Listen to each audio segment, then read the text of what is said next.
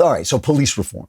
Police reform has been pushed to the top of the agenda by Black Leftists Matter. Black Leftists Matter have pushed police reform to the top of the agenda because they don't like the police, because the police enforce the law and they're looking for chaos. We know this because they've got it in Seattle. They're looking for takeover. They're looking for overthrow. They're looking for destroy the United States. They're looking for blame the United States for all the things, all the ideas that they have that they're putting into motion come from Western culture. You know, they come from Locke. They come from Burke. They come from all these people down the line, from going back to the Bible, going back to Jesus and Moses. They come back, all those things, but they want to overturn all that because they've got a better idea. What is it?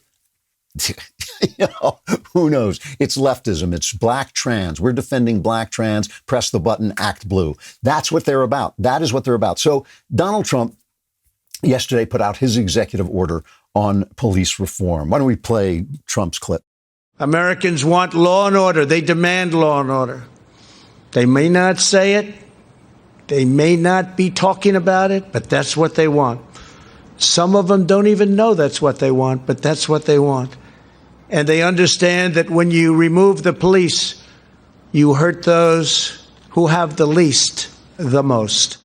So that's his law. He's sounding the law and order note for his people, but he's also putting out, you know, an executive order calling for reforms, banning chokeholds, except in cases when the policeman's life is in danger, teaching good practices to lessen conflict, a database, a federal database, which is just going to mean more paperwork, but maybe it's not a bad idea, a database for bad cops so bad cops can't move around from one place to another.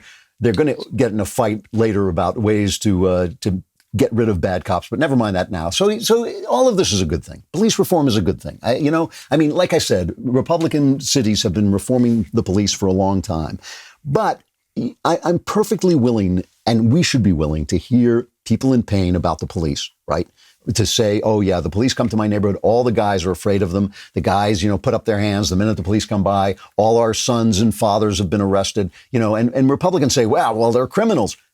Absolutely true. And by the way, broken window policing, which is what we're talking about going into a neighborhood and starting to arrest people for small crimes, because once you allow the small crimes, the place turns to chaos. That's what happens. Every study shows this, and the police found that when they go in and arrest people for vandalism, when they arrest people for breaking windows and small crimes, all crime goes down, and you send the police to where the crimes are. And there's no letting people off the hook. It's putting people away.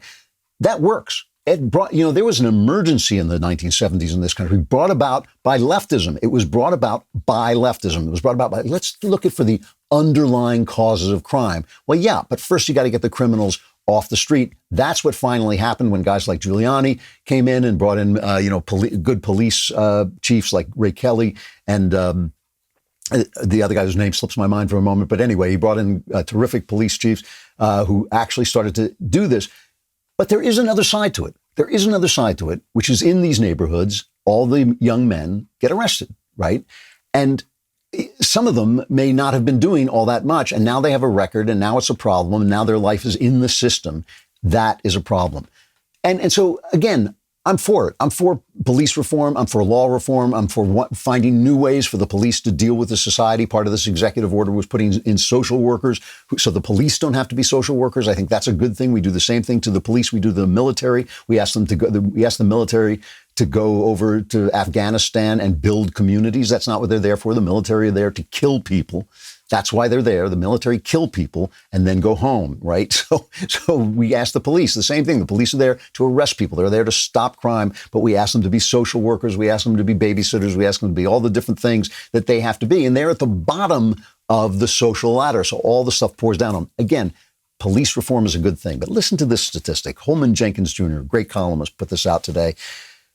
A Black American is 50% more likely to suffer hypertension, 16% more likely to die of cancer, but he's nearly 500% more likely to be murdered and 600% more likely to become a murderer. And part of this reason, he quotes a book by Jill Leovy, a Los Angeles crime reporter, who points out that in some of these neighborhoods where the police don't do enough, where the police have been chased out, they devolve into Afghanistan-like communities where the only way to defend yourself is sometimes to kill a guy before he kills you. And then you have vengeance. I mean, you've all seen gangster movies. Once the killing starts, the killing has to go back and forth because nobody wants to give way. That is Afghanistan. That is the life of Afghanistan. The life of Afghanistan is two villages who have been feuding about a rape that happened 400 years ago. That is really what happens there. And it starts to happen in these neighborhoods when they aren't policed. Of course, without the police, it's not the race. It happens everywhere. I mean, this is one of the things we learned. We learned during the Obama administration when he basically abandoned the middle of the country. We learned when white people lose their communities, when white people lose their marriages, when white people don't do the things that you need to keep a civilization going, they start taking drugs. And okay, instead of shooting heroin, they're taking OxyContin, but it's the same stuff. It's the same stuff. So this is what happens when these neighborhoods go bad. Jason Riley writes a piece today called America Has a Silent Black Majority. Riley's from the Manhattan Institute, so it makes him my colleague. He says, most black people know that George Floyd is no more representative of blacks than Derek Chauvin is of police officers. They know that the frequency of black encounters with law enforcement has far more to do with black crime rates than with racially biased policing. They know that young black men have far more to fear from their peers than from the cops, and they know that the rioters are opportunists, not revolutionaries. There's nothing wrong with having a national conversation about better policing, Jason Riley says, but this one has turned into a conversation about blaming law enforcement for social inequality, which is not only illogical, but dangerous. Unsafe neighborhoods retard upward mobility, and poorly policed neighborhoods are less safe. A conversation that doesn't acknowledge that reality is hardly worth having. So, listen, I don't blame Trump for doing the political thing. He's a politician now. He's got to do what politicians do. But this is now dominating the national conversation. Police reform is dominating the national conversation, and everything that would genuinely help black lives is not, which means that black leftists matter. Black leftists matter. It's not Black Lives Matter. It's not. It is not about black lives. And all the corporations firing people who say, I don't agree with Black Lives Matter, all the corporations firing people for saying all lives matter, all are firing them for not being leftists because corporations love leftism. They always bridle at it. And when they first hear it, they say, well, what, raise taxes, raise regulations? And then they start to think, well, wait a minute. I've got 1 million lawyers in my back pocket. If they raise regulations, it's going to cost me a little bit of money, but it's going to keep the guy with a better idea than mine from starting his network and starting to compete with my network. It always happens this way. Big corporations finally figure out that big government is good for them. And that's what's happening. That's why they're supporting BLM. That's why you go on Amazon. And yeah, part of it is they're afraid of getting sued in a civil rights suit, but also they know leftism helps them. So they're happy to be leftists. I mean, I wonder if AOC ever thinks about this. Molly Hemingway was on the Bret Baier panel yesterday, and they asked her about police reform, and she threw this curveball at them. This is really interesting.